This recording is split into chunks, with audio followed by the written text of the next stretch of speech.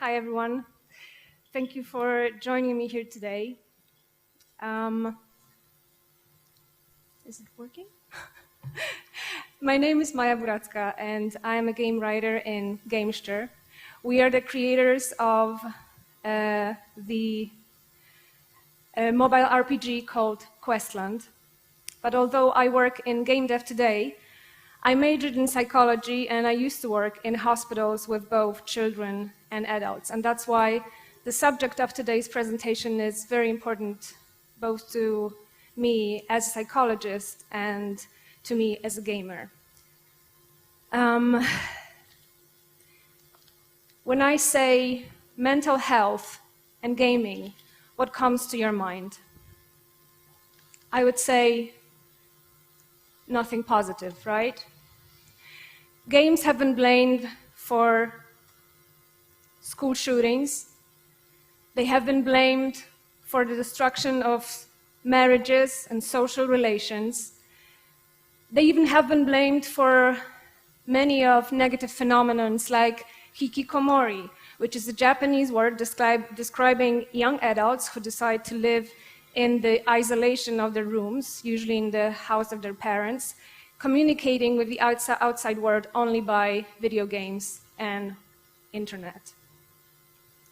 Finally, in 2018, WHO decided to create a separate medical unit called gaming disorder, which is characterized by the fact that you have trouble controlling the amount of time you spend on gaming, and that you choose gaming over other important lifetime activities, and finally, that gaming is negatively affecting your life. It's worth mentioning, though, that gaming disorder has been vastly criticized by health professionals, who claim that this is nothing else but just another addiction, and as such should be treated as addiction. And the root of addiction is always in deeper psychological problems, personality problems, so it's not the games that should be blamed. But to sum it all up, we have violence, we have the destruction of marriages, social relations, potentially addictive nature. The list goes on and on because games have been blamed for almost everything. But I would like to start a new narrative. I would like to talk about how games can heal, because not much has been said about how huge opportunities they give to our overly stimulated minds. Of course, this narrative regarding games and health has already been started before. There are already games that are primarily designed to cure mental diseases, and I want to list just a few of them here. First of all, we have Flowy. Designed in 2013, this lab is supposed to help people who suffer from panic attacks. And it does that by making them focus on their breathing. Then we have Depression Quest, an interactive tale about coping with depression.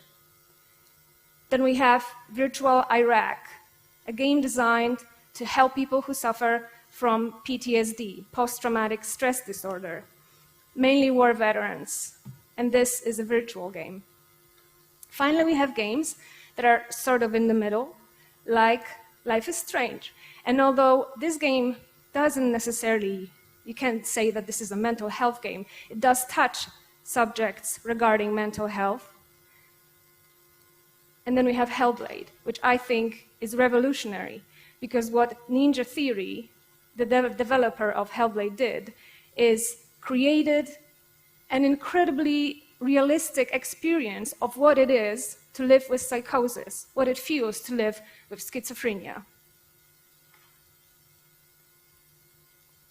So all of these games somehow touch the problem of mental health. However, today, I don't want to talk about games like that. I want to talk about normal games. Games we all play, games primarily created for entertainment, because those games also have huge therapeutic potential. Two big bosses of mental disabilities: depression and anxiety. Depression is characterized by an overwhelming feeling of sadness. People who suffer from depression don't enjoy activities they used to enjoy, cannot find pleasure in anything they used to love. They have trouble sleeping or they sleep too much. They suffer from incredible feeling of guilt and they feel worthless. And finally, they have thoughts of suicide and death. 300 million people suffer from depression all over the world. Anxiety, from the Latin word anxious, which means to be troubled in mind, is characterized by an overwhelming feeling of restlessness.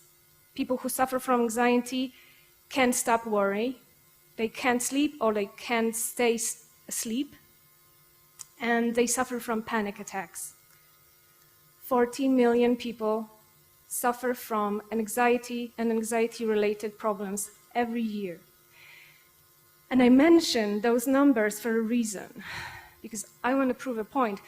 Anxiety and depression are not rare problems. All of you know at least few people who suffer from all of those.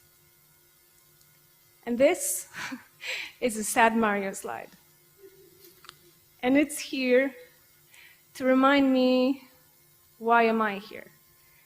It is here to remind me that I'm supposed to tell you the reason why am I staying stage today. And I am here today because I have experienced the therapeutic aspect of video games myself. I was 23 and I was in a very dark period of my life, and although I was studying psychology, I didn't know what it feels like to be depressed, and I didn't know what panic attack felt like.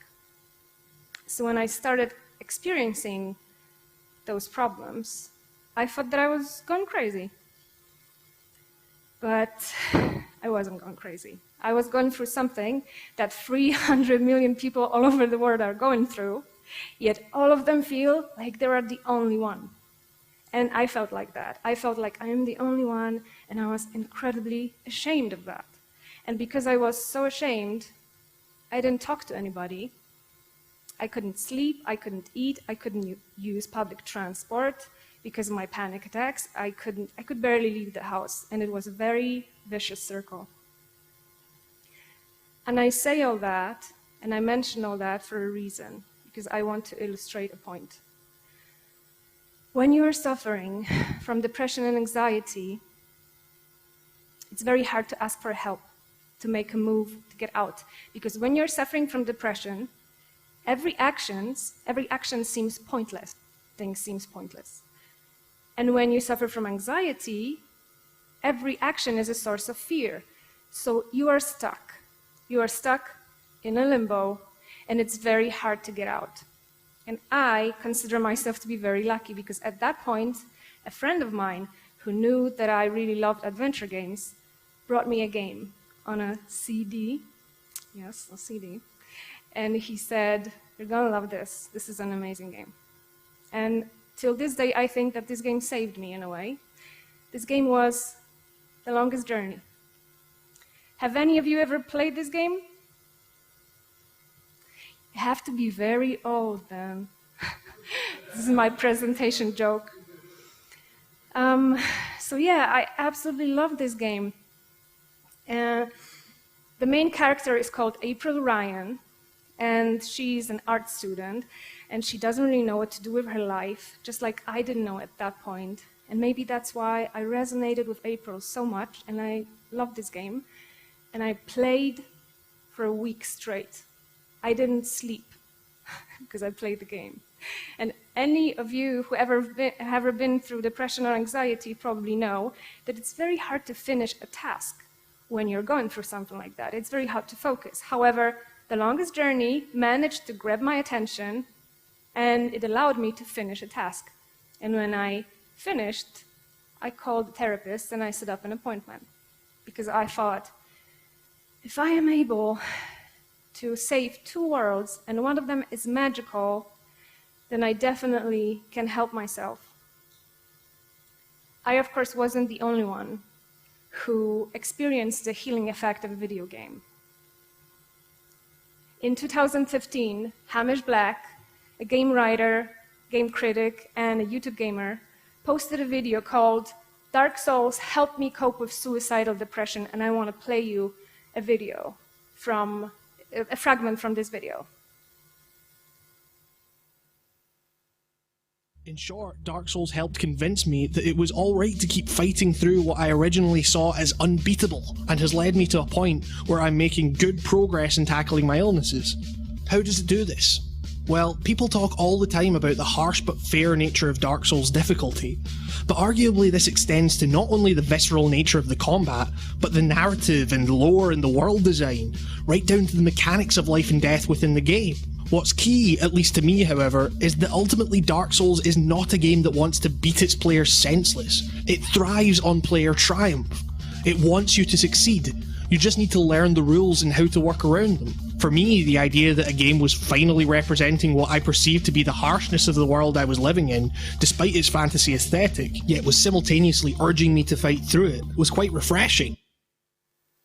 So to sum it all up, Hamish found help in Dark Souls because the game, the aesthetic of the game, and the fact that the game is so cruel, and if you played it, you know how cruel Dark Souls is, was very similar to his experience regarding depression. He felt like that.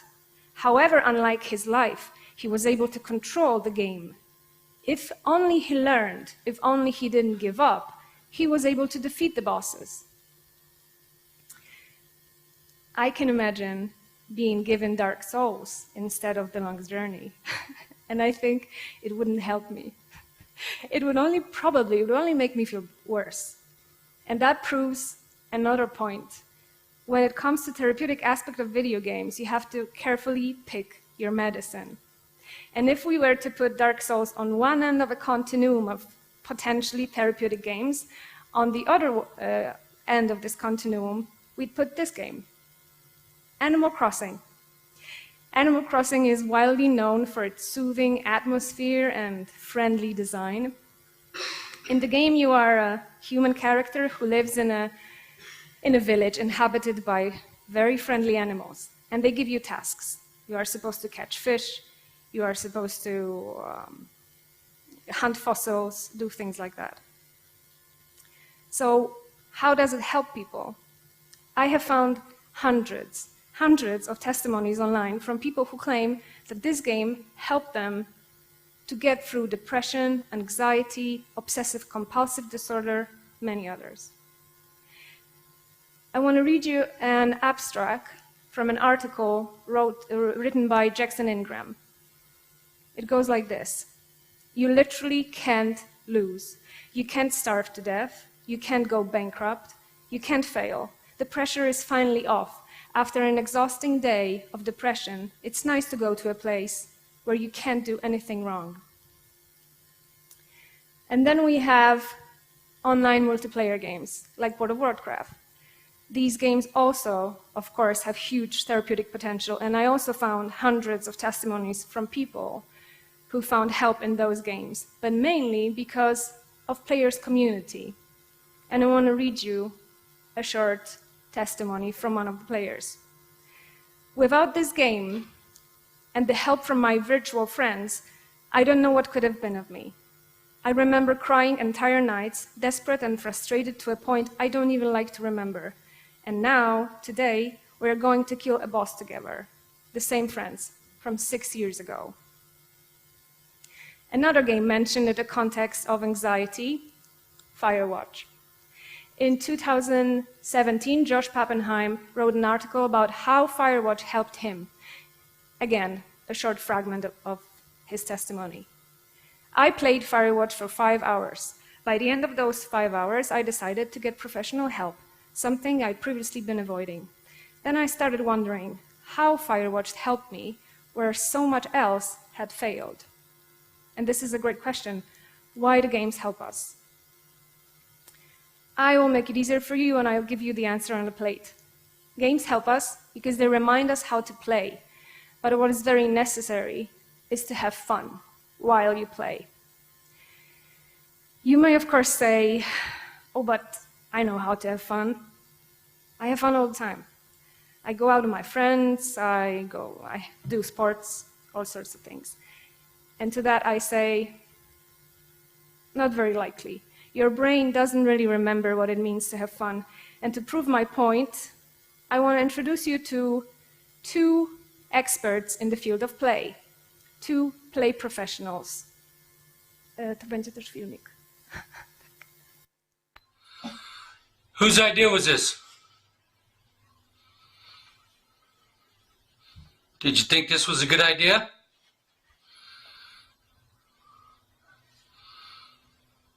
Look at brother's face.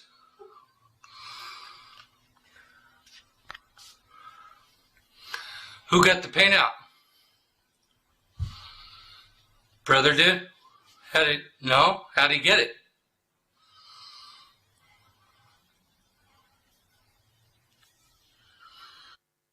Okay. The long version is also very funny. I recommend for you to see it. When was the last time when you played like this? When you played like that? When you forgot about social context, when you forgot about safety, when you forgot about anything and you just submerged yourself into fun 100%? I would say a long time ago. And that's normal, because if you played like that, you'd be a danger to society and to yourself. But why is that so important in the context of video games and therapy and depression and anxiety? To answer this question, we need to take a closer look at the work of a brilliant psychologist and play theorist, Brian Sutton Smith.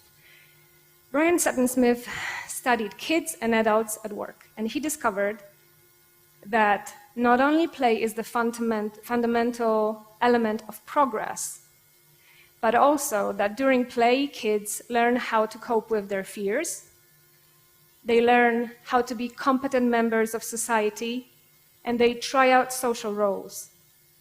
But what he also discovered was that when we play, we experience stronger self-confidence, increased physical energy, and very positive emotions like curiosity and excitement. And why is that important? It's important because this is the exact contrast to depression.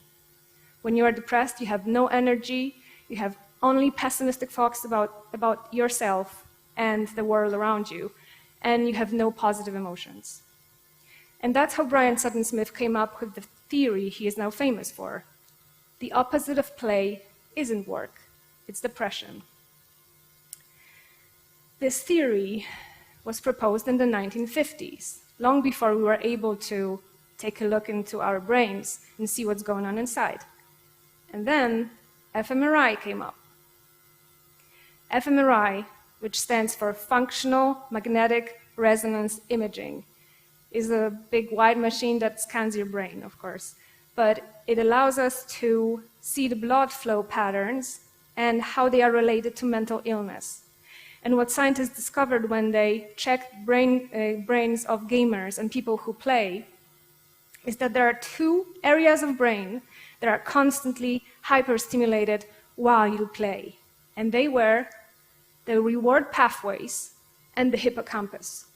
The reward pathways are responsible for goal orientation and motivation. The hippocampus is responsible for learning, memory, and emotions. And if you think of gaming, that makes a lot of sense, because what are games if not a motivational system that wants you to learn in order for you to get to a desired goal? That's what they do. But why is that important?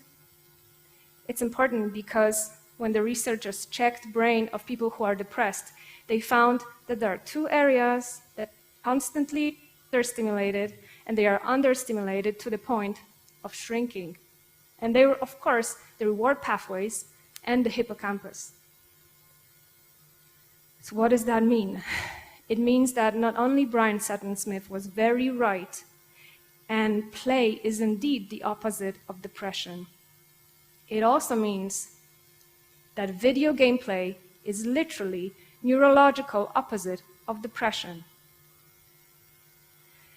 Of course, this link between depression and video games was noticed before. Scientists noticed that if you play a lot of games, you probably have depression. So the conclusion was obvious. Games cause depression. Nowadays, more and more scientists, because of fMRI and other contexts, tend to think otherwise. People try to heal themselves with gaming. Their brain are trying to self-medicate themselves with gaming. And if you are heavily depressed, you're going to play a lot because you're going to experience a huge relief. So we talked about play and the therapeutic aspect of play. There is another aspect of gaming that is very important in the context of healing: avatars. When scientists took a closer look at avatars, they noticed that there is something funny going on and that they can actually shape our behavior. How is that possible? All of that is possible because of something called Proteus effect. Proteus was the son of Poseidon and the god of all bodies of water. He was able to take any shape he wanted to. And because of Proteus effect, the avatar you create, the way it looks, or the avatar you choose, will shape your behavior. How it works? If I chose to play with a barbaric warrior, there's a huge possibility that my gameplay would be more aggressive, more masculine. If I were to have social interactions, I'd be more masculine in those. I'd be more dominative.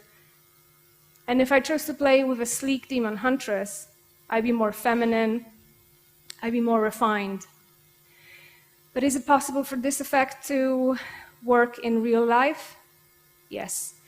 Scientists noticed that people who play the game Second Life and who designed their avatars to be more attractive were later more confident and more extroverted.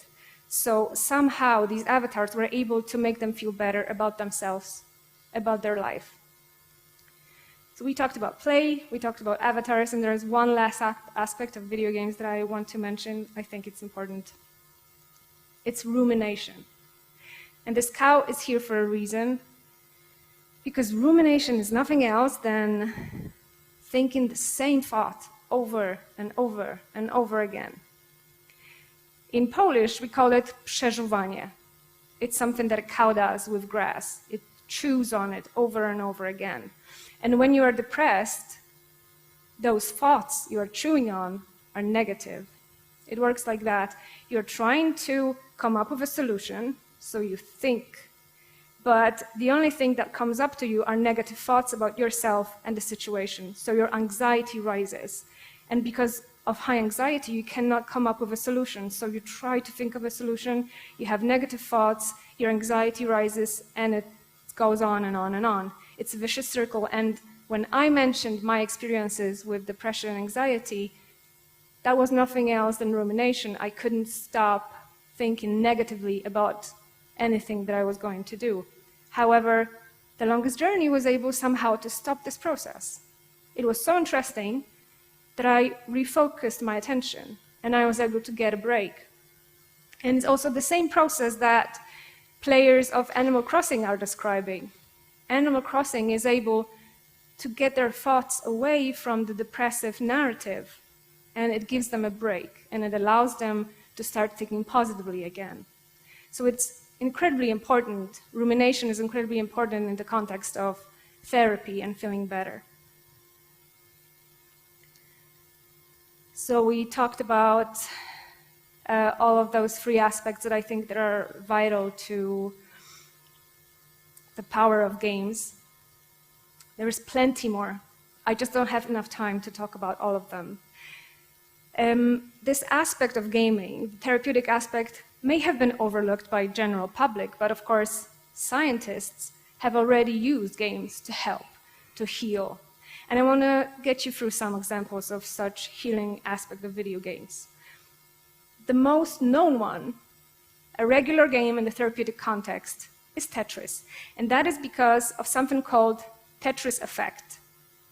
You all experience Tetris effect if you're gamers, because It's a phenomenon in which you hear sounds from the game and you see visuals from the game even after you stop playing it. And Tetris effect is very effective when it comes to fighting PTSD. People who suffer from PTSD have a core symptom called flashbacks. Flashbacks are intense memories of trauma. So if I was in a car accident and I developed PTSD, later on, about a week later, I would have flashbacks. I would see the accident, I would hear the accident, and I would relive the situation, and it would be very hard for me to recover. And what Tetris does is it stops flashbacks, because Tetris effect takes so much resources of your brain that there is no space for flashbacks to be produced. Tetris has also been proven to be very successful when it comes to improve cognitive functions of the elderly. And when we are talking about older gamers and older players, I cannot help myself to mention my favorite gamer of all time. She's 82. She's already got a status of an icon in the field, in the community of gamers. She will be immortalized in the next Skyrim game. Her name is Shirley Curry, and she is also known as Skyrim Grandma. And I want to show you a short fragment of Shirley playing Skyrim.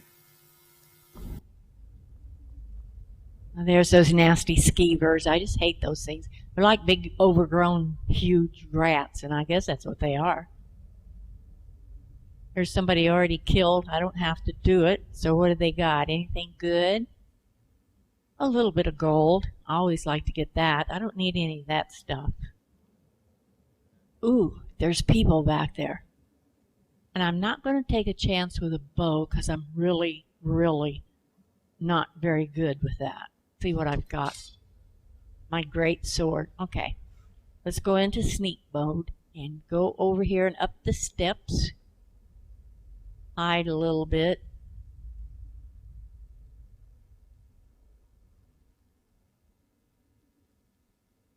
They haven't seen me yet. There they come. I'll get out of sneak mode because they've already seen me.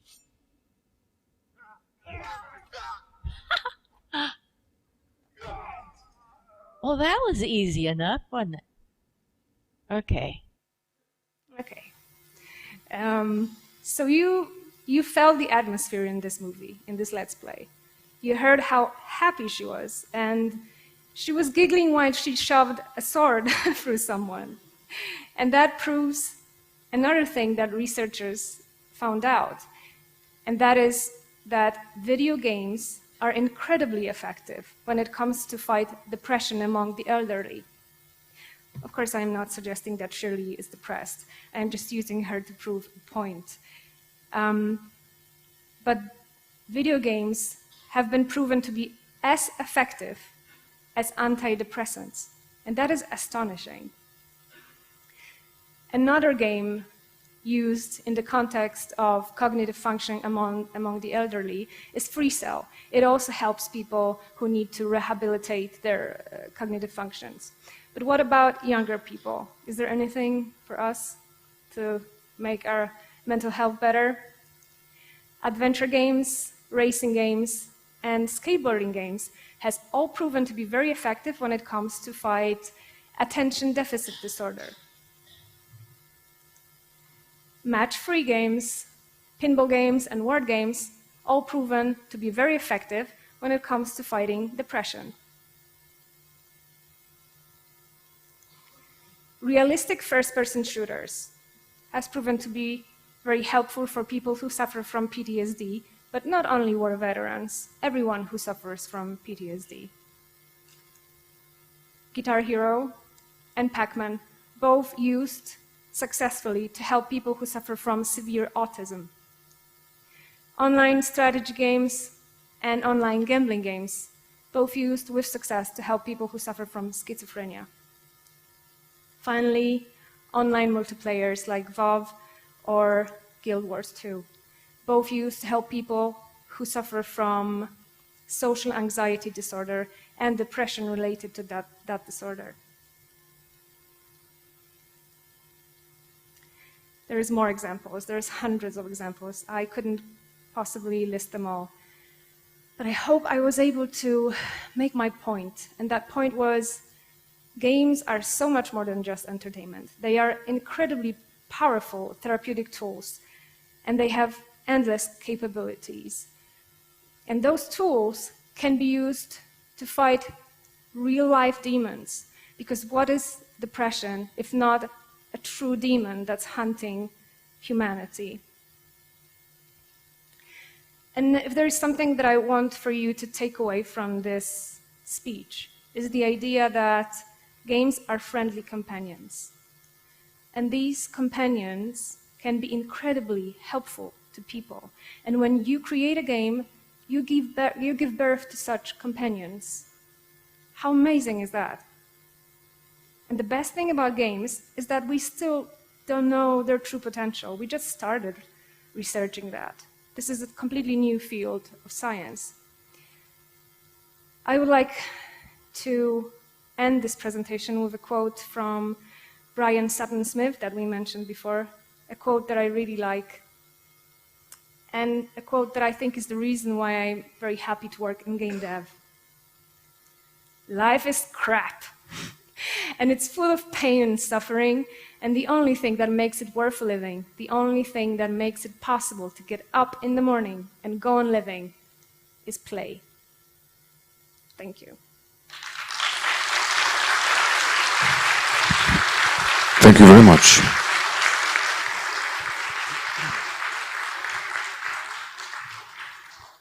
Are there any questions, maybe?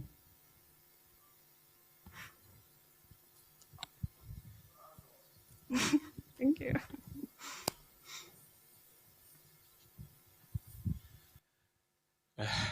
I would like to really thank you and congratulate you, actually, because this is the first lecture in my life that literally made me cry. Oh my God, this is the best So, compliment ever. This is not a question. I just wanted to say thank you. Thank you. I'm very, very touched.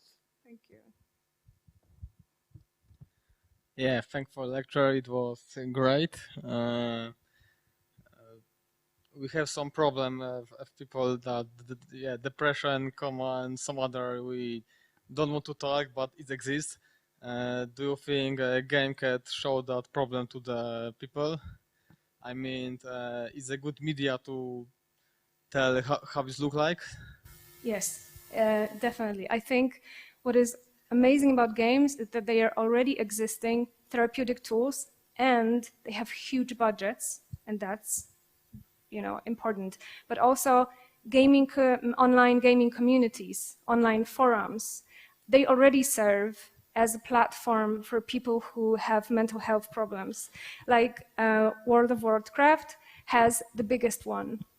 And they have a health forum on which people with different types of mental problems, anxiety, depression, can meet up on and talk about their experiences, and it's very helpful to them. And what's even more important, I think, is that games and gaming communities can help us get rid of the social health stigma, because people are still ashamed of talking about this. So yes, I think they can be very helpful. Okay, thanks. Can we talk for a moment later? Yes, sure. Because I have some question. Okay, Yeah. thanks.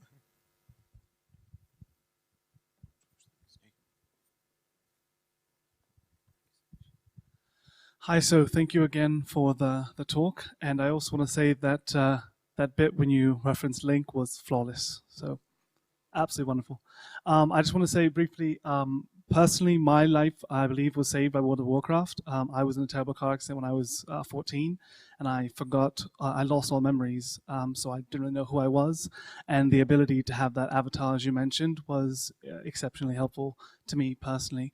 I was able to understand who I am really through playing this game in this interactive way. So absolutely wonderful that you touched on all those points. But I'm interested in whether or not the sort of the industry regarding psychologists or psychiatry, generally speaking, are they equipped with which games can affect individuals effectively, or is it more specialists? Because I know that I did 2 years of psychological therapy, but when I found World of Warcraft, it sort of phased it all out, and I was able to, just raid nightly, and that was all the medicine I needed. This is still something quite new.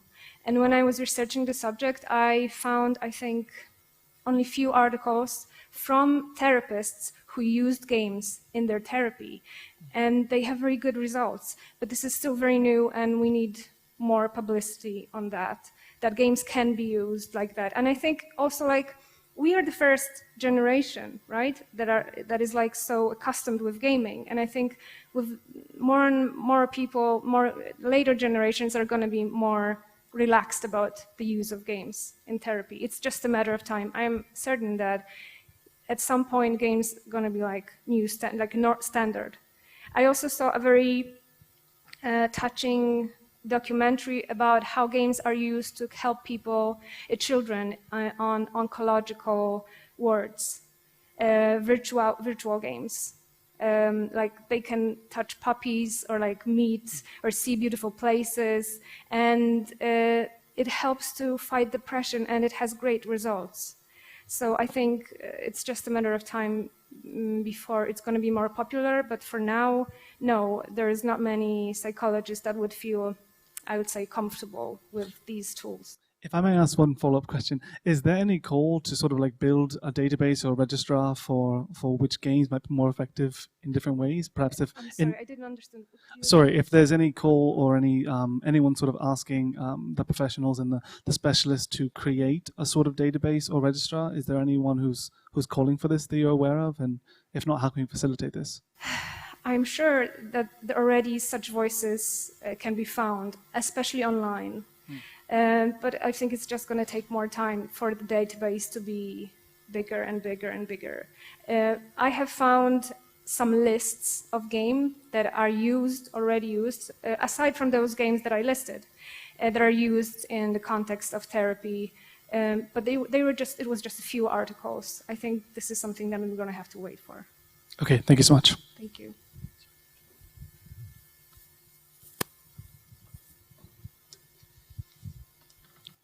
Hello, thanks for great lecture. I'd like to ask how does the FPS shooter help with non-combat related PTSD? How does it work? How it helps? Sorry, once again? I wanted to ask how the FPS. FPS How shooter. does it help? How does it help with non-combat related PTSD? No combat related? Yes. I didn't research that aspect very thoroughly, but I know that the main aspect of those games helping is that the player can control the situation and nothing bad happens to them. And even if they die in the game, it's still just a game. And somehow this mechanism is very helpful to the player. So basically, the fact that it's virtual is a help on its own. I hope that answers your question. Thank you. Do we have more questions?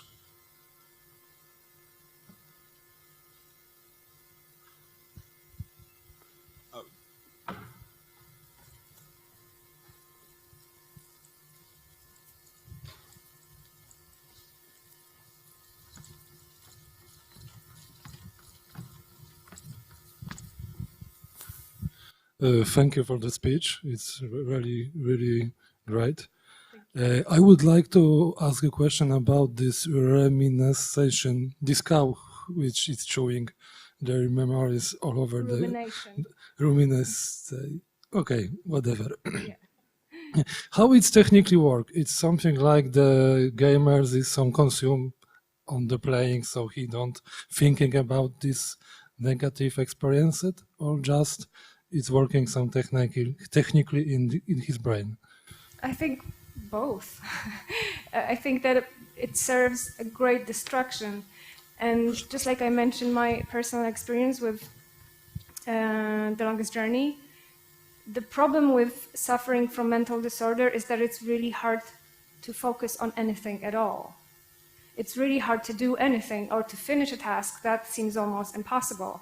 But games have, like, for example, comparing a game to a book. How much more stimuli does the game have to engage you, right? It is so much more powerful, and therefore they have been so successful in grabbing the attention of the player. So they do serve as distraction, yes, that's one thing, but I guess also on the neurological level they do something, and that is yet to be discovered, or maybe it was already discovered, but there is so much information on the therapeutic aspect of gaming that my presentation had 150 slides, and I have to cut it in half because there is so much information. So maybe there is some information out there that I didn't dig deep enough to find it, but for sure I know that the distraction, the ability of games grabbing your attention is a key aspect of stopping rumination. Thanks, Maja, for great talk. I think the most important thing what you did here is like you take this shame from the game, because I also had some dark times in my life, and I was playing constantly the simple game 2048, which is the simplest game ever, but I spent hours on it and I was ashamed of myself. But now I kind of realized that that was my, my cure. I was trying to cope with it, with this game. And so, but I think it's the anxieties and thing came from fear, I guess. But the thing about positive physical shape is not that you are not fear, you don't have fear anymore, but you gain bravery against this fear. So isn't like that if you can defeat an enemy, or even more, if an enemy can defeat you, but you can still respawn and try again, maybe that's the mechanism that teach you that maybe you can try again. Yeah, try again and maybe defeat another time. So when something bad happens to you, you know you can cope with it.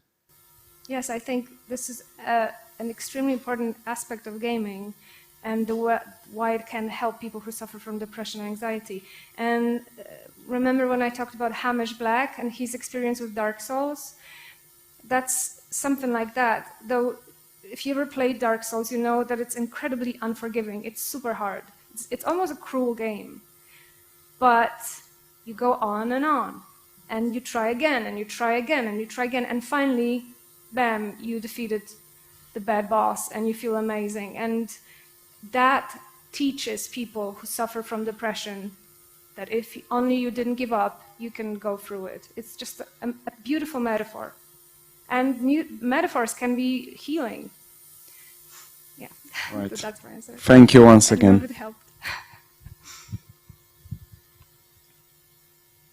Any more questions? Thank you. Thank you. Thank you very much.